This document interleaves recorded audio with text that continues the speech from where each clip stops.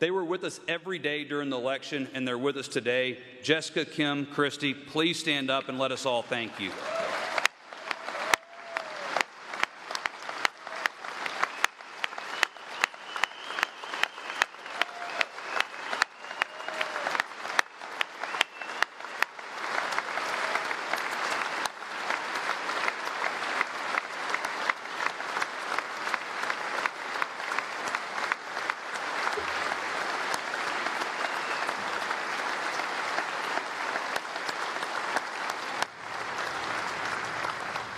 We will never let you down. So we're back speaking with Kimberly Corban, as she has now changed her last name too. I hope that's I hope that's not like a last name that you inherited by way of marriage, because then I'm pretty sure I just pissed somebody off.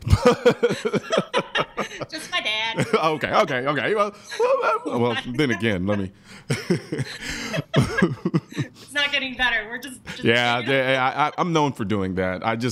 I have all types of shovels underneath this table, and I just choose when to start digging. Yeah.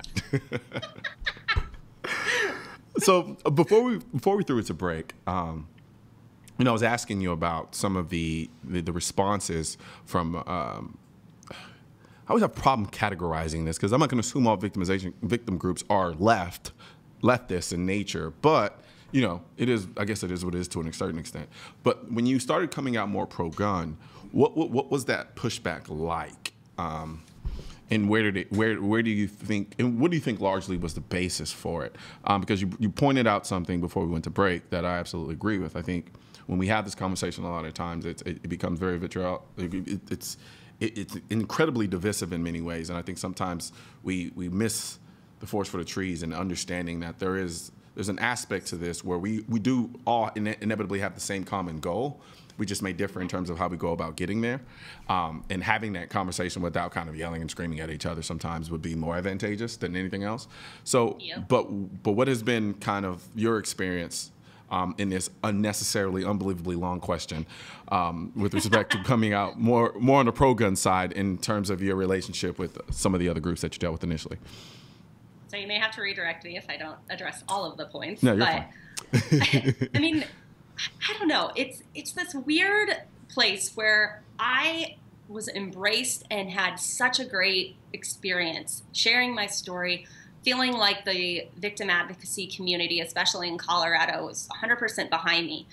And then when I started speaking out and having an opinion that maybe went against the grain or that victims typically shy away from, it was like, ooh, well, you're a good victim, but you're not the right kind of victim. So yeah. we're gonna find somebody else maybe. And at first it hurt. It was that, okay, well, I still have the same story and these same things. It's just this is what I do for myself, and I want to promote that option. Not that people should have guns, because, I mean, you and I both know the NRA, especially on this side, and really anybody that loves the Constitution, doesn't want guns in the hands of everyone. Yeah. Yes, we want legal citizens to have these arms if they choose. That's what this is all about, is having choice. And I don't understand why liberals have such a problem with this, because everything else, well, really it's one thing, because you go anywhere else and then the choice is, well, right. this choice is your choice. So I think once I broke that mold and I wasn't that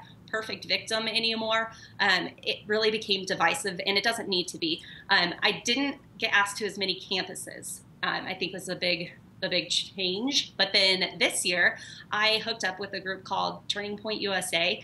If you have not heard of these guys, they're amazing. Mm-hmm. But they've got chapters on different campuses across the country, and that story really resonated with a lot of them at some of their events that they'd heard. So I started getting out to campuses across the country this year, and that feels to me like home. That's where I have always done this speech, because that's the population most at risk for sexual assault. And I don't just speak on stranger assaults and reporting. This is what happens if you know this person. This is what happens if you report to campus police. If you don't, if you just want to seek medical attention. So it's this wide range of things that you learn about while I'm speaking. But it doesn't matter how you vote, who you love, where you go to school, if you go to school, what your economic background is. Nobody looks for those boxes to check when they decide to sexually assault you. It's something that affects everybody. I think one of the biggest things I've taken away from your journey in your progress in the direction you've gone in terms of kind of embracing the firearm and the Second Amendment, one of my biggest critiques of some of those groups is I feel a lot of the things that they do is more or less symbolic. And the one thing I've noticed about, I've read your story a couple of times, I've heard you speak. It's not even really so much about the gun. It's the idea of you becoming empowered and just choosing the gun as one of those tools that you use to do that in the real world, not symbolically, but for real, And Exactly. yeah, and I think that does wonders from an emotional standpoint and a psychological standpoint for someone who's gone through something that you've gone through. And it bothers me when all of a sudden you can become more or less ostracized from the idea of using you as an example of protecting individuals who become victimized because you've decided to do something very concrete and real, whether it was with a gun, whether maybe it was with a knife or some other weapon. Let's say you just took up self-defense altogether. And so it's just interesting to me in that regard in trying to understand the mentality on the other side, because we all, like you said, like no one in the NRA wants criminals to have guns. We don't want people we don't believe shouldn't have guns to have guns like that. That's just a given. Sure, we disagree about how we go about making sure that it doesn't happen. And you get someone like you, like, why couldn't they just stand on the whole notion of this is somebody who's decided to empower herself? She chose a gun as a form of doing that. You don't have to choose a gun. You can choose whatever you'd like. But this is an example of somebody who went through a traumatic experience and was able to pull herself from that traumatic experience and make herself stronger. And I think that should be the entire crux of your story.